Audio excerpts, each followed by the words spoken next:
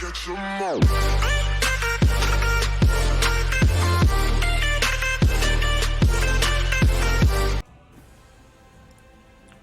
Hey, how's it going, everybody? This is Sijiic, bringing you some more Elder Scrolls Online content. I haven't really done a video in a couple of weeks. It's been busy with the holiday season, and then I kind of got a little bit sick.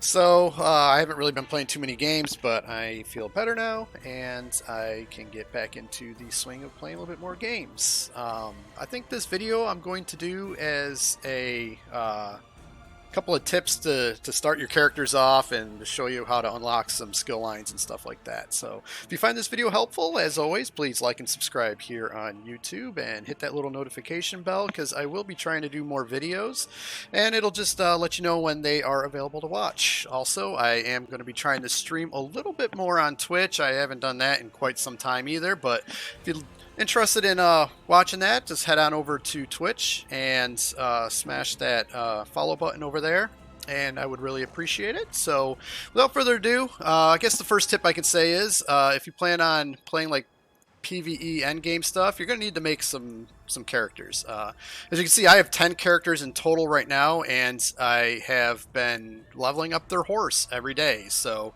I'm going to bring this guy to level 10 here because I want the event is going on that starts today. That is the Undaunted. So when you use the Dungeon Finder, you get like rewards for it. So in order to get to the Dungeon Finder, you need to be to level 10. So I'm going to start and try to get all these characters to level 10 so I can do the Undaunted stuff on them all. Reason I make all these characters like this, like I said, is to train the horses on them every day. As you can see, I have them posted out at a stable here. If you don't know what the stable is, it's this little horse icon, horse head here on your mini map, or on your map rather. And then you just come up and talk to the stable master here, and when you view them, you can increase speed, stamina, and carry capacity. I do early on recommend going for speed because it just allows you to get through the world much faster. There are other ways to increase your horse without having to do it every day. Unfortunately, it does cost you real money. You can do that here in the Crown Store, and I believe it's under the Upgrades tab, and it should be riding lessons. Here it is, yes. And you, for 1,000 crowns, you can buy 10 points worth of riding capacity. So you can do riding speed, riding capacity, or riding stamina. Like I said, I just create a bunch of characters, even though I'm not going to play them for a while, and I will just post them out at a stable and just work on their speed the whole time. So like I said, now I'm just going to get these guys to level 10 to get the unlock the Dungeon Finder, which the Dungeon Finder is under Group and Activity Finder. And as you can see, I can't select it. It's grayed out here because you have to be at least level 10 in order to do it. But that's where your Dungeon Finder is. And it's actually really good to do these pretty regularly on characters because you get a huge bonus towards XP, and they give you a little reward box and just gives you like a little bit of armor or weapons or jewelry and stuff like that. So it's actually pretty nice to do these every day. But as you can see, the first thing I did was with my new character here is you start with your 3 class abilities. I put one of each of them on my bar to start leveling them up. And how leveling up skill lines and skills work is you just put them on your bar and that will level them up. Weapons and armor are a little bit different. Weapons and armor, if you just have that weapon equipped, it will level it up as well. So as you see, I don't have those skill lines, and I'll show you how to get those skill lines too as soon as I get some armor to mess around with. Let's see if I can actually get some here.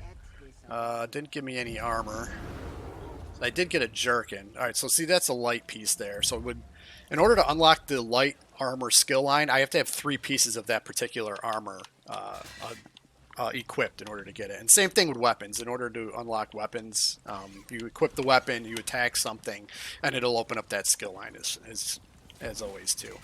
So travel system in the Elder Scrolls Online, you have these things called Wayshrines. That's this little kind of statue looking icon here on the map, and they look like this. They always have like a blue flame on them, and they generally have some sort of little building or structure around it. Generally, for the most part, they do that. And that's how you can travel from place to place in the world, is by going from one Wayshrine to another. Now, there's another way that you can travel. Actually, there's 2 other ways you can travel. You can literally just pick a Wayshrine and just click it, but it's going to cost you gold to travel to it. And how it works is the amount of gold that you have to spend to go from Wayshrine to Wayshrine is dependent on your level. So the higher the level you are, the more it's going to cost you to travel to a particular Wayshrine. And the third way of travel in this game, and I highly recommend this, and it's pretty easy, is get into some guilds. Guilds are pretty easy to get into in this game. A lot of times in the zone chat, people will post guild recruitment things. It'll say the guild and what they're about and stuff like that. And you can just whisper the guy or apply through their little click icon in the zone chat. As you can see, I've already have 5 guilds. It didn't take me very long to get into 5 guilds. And what you do is you just go to whatever guild. I would stay in larger guilds. Like this one has 493 people in it, and it has 58 people online. And then you just go to the roster here, and then you can actually let's hide offline people. And then you can just select a player. Like this guy is in Deshaun. I haven't been to Deshaun yet, so I would just click his name and then travel to player, and that will take me to that. Ways of getting into guilds, like I said, is use the zone chat people post, and then there's the other thing. It's called the let's see, I think that's okay. Here it is, the guild finder. You can go to the guild finder as well, and you can just browse guilds through here. Like, what do you want? I would stay away from trading guilds. Now they are some of the larger ones in the game, but the problem with them is they expect you to sell so much. Certain ones do expect you to sell a certain amount of products in their guild trader each week, and if you don't, they'll eventually kick you out. But as you can see, there are some of the larger ones. I would stay more towards probably the social guilds, and there's probably the most this is not going to refresh this anyway, is it? But anyways, yeah, there it goes. Okay, and these social guilds are very large too. You see 480 449 459 members, and then you just apply to it, apply to their guild, and they'll eventually let you in. But with that said, what I like to do on my initial character, I did start out in this area here. This is the Starhaven Adaptorium, is the starter area for the Elsewhere expansion. So if you have that, take this Wayshrine, and what I like to do first is go to the base game starting area. Now the base game starting area is different for each faction. This character is Daggerfall Covenant, so his starter area is this little area here called Glenumbra. And this Wayshrine will be open for you even if you haven't been there yet.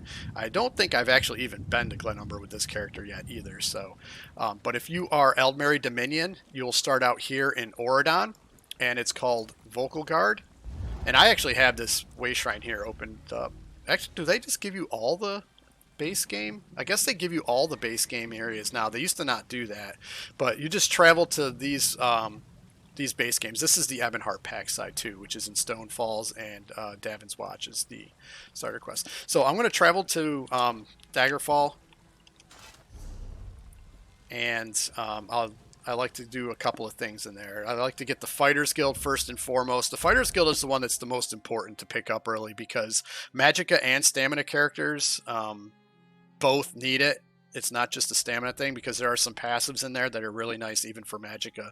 It's like when you kill Daedra and stuff, you get a certain thing. You are the one I see. Okay, so I'm in Daggerfall now, and this is one of the things that I like to do immediately too. This is called the Hooded Figure. Now it's just a regular quest marker for whatever reason. This is actually the start of the main story quest for the base game. So you want to talk to this Hooded Figure and pick this up, and then go talk to the Benefactor. Now I think it does change it to a. Let's see here. Did it change it to the main story? It did. Okay, so now it changed it to the main quest marker. There are a couple of different markers in this game, as you can see, like this little triangle up here. These are quest markers. These are just standard quests, and there's 3 types of quest markers. There's main quest markers, there are standard quest markers, and then there are daily quest markers, which are just daily quests that you can do every day. There's the main quest. Okay, see this Stuga here? She actually has the... Well, she's kind of glitched out here. Gotta love ESO. she has what is called the main quest, and if you pick up this one, this is actually the Rothgar main quest, and once you pick that up, it will take you to Rothgar and stuff like that. But I don't want to do that. I'm actually going to do a couple of things here in Daggerfall. Particularly unlock these guild skill lines. So the first one I like to pick up is the Undaunted, which is in Daggerfall, is at the Rosy Lion. You go in there, and we'll actually let's show you the other ones too. You go in Rosy Lion, and you'll talk to an Undaunted player. The one in Vocal Guard for Eldmary Dominion is the Salted Wings Tavern. You go in there and talk to, I believe it's a Khajiit. And then in Stonefalls, you go to the Fish Stank Inn, I believe it's called. Yeah, the Fish Stank is the place that you pick up the Undaunted in the Ebonheart Pact, excuse me. So I'm in Daggerfall though, so I'm going to go into the Rosy Lion here, and I'm going to pick up. Let's see, I got to talk to this orc, Mighty Mordra. What do you want? Are you sure? Okay, so it gives me a quest to do, and then it also unlocks the Undaunted. As you can see, I've got 5 skills, and then there's a couple of passives here. And these passives are actually really good. Increases your max health, stamina, and magicka by 1% per each type of armor equipped. And then activating an ally synergy restores 2% of your max health, stamina, and magicka. So these two are pretty good. And this one's kind of a little bit of a pain in the ass to level up. This one's a little bit of a grind. By doing it, you do dungeons and trials, and the Undaunted pledges are the ways of leveling that up. Get all these like little books, like you saw how that book was highlighted.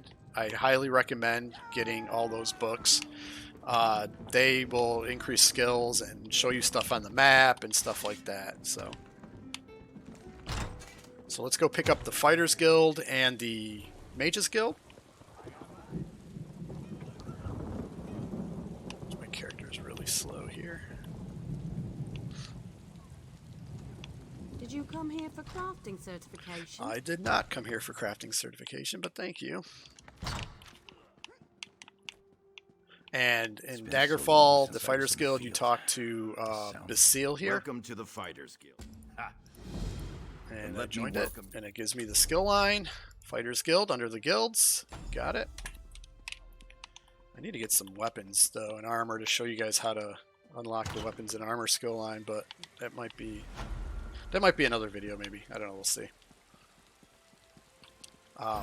One thing I also do, and I highly recommend, like I said, is pick up all these books and hit these bookshelves. I'll show you real quick how many skill lines I can generally get out of these skill lines. Alright, see, clothing I just unlocked. Woodworking just got unlocked. One-handed shield. Beautiful. Yeah, I'm getting a bunch of these. Like, literally every one of these bookcases here apparently is going to give me a skill, which is nice to show. That's actually good. Let's pick up our Mages Guild. So yeah, hit all books. And also, I highly recommend looting all urns, cabinets, chests, trunks, stuff like that early on.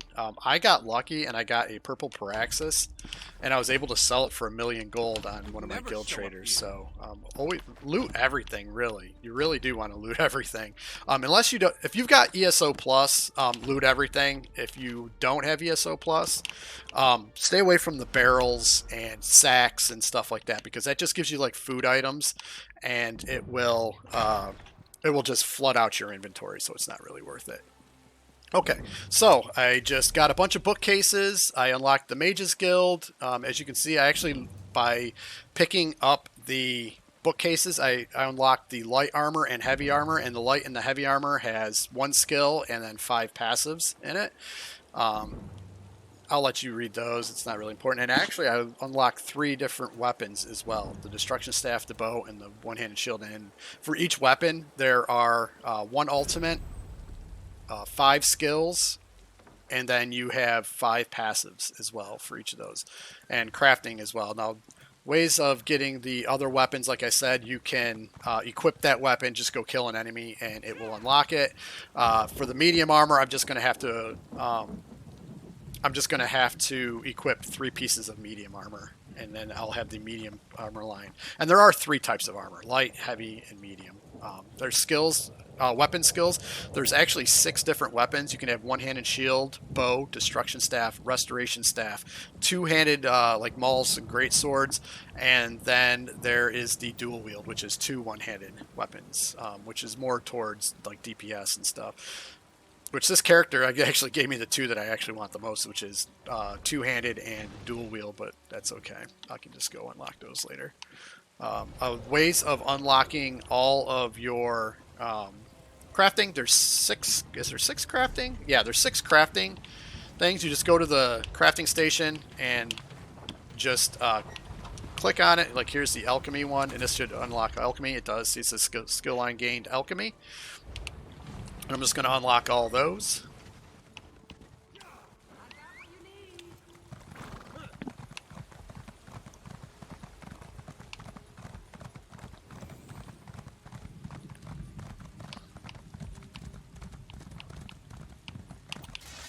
And let's get blacksmithing.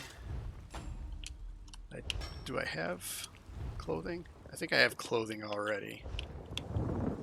And there's enchanting and jewelry crafting. And jewelry crafting actually was introduced with Somerset, so I think it's about a year old now. There's the enchanting and jewelry crafting. Okay. So I think that's all of these skill lines that I can get right now. There are a couple more that can be unlocked. Under the guild, you can get the Sijiic line, but in order to do the Sijiic line, you have to go to Somerset. And I can show you real quick on the map here. You go to Somerset to this Wayshrine right here, Shimmerine, and it will... actually, I can just show you real quick. It'll only take a few minutes here. But what it is you have to do the main quest in Somerset in order to unlock that. You have to go through about 10... maybe like 15-20 minutes worth of quests, and it'll take you to Artaeum. And once you're in Artaeum, you will talk to a specific NPC inside their like little castle there, and that's how you start the Sijiic line. And other than that, I'm not really too sure what else I can show you how to unlock. I think I pretty much showed you how to unlock all the skill lines. Yeah, you talk to this guy here, Calabar, and then you'll run into no, a Khajiit. What the hell is he? Razumdar. He's actually one of the cooler characters in this game. He's actually pretty funny, but that's I think all I'm going to do with this video. I didn't really want to make it too long. It is almost 18 minutes already, so hopefully this helps you. I really do appreciate you for watching. So if you did find this useful, please like and subscribe here on YouTube as always, and smash that notification bell. It'll let you know when new videos are available. And come follow me on Twitch. I'm going to try to live stream a little bit more here and there, so that link will be in the description. I appreciate you again for watching, and have a good one.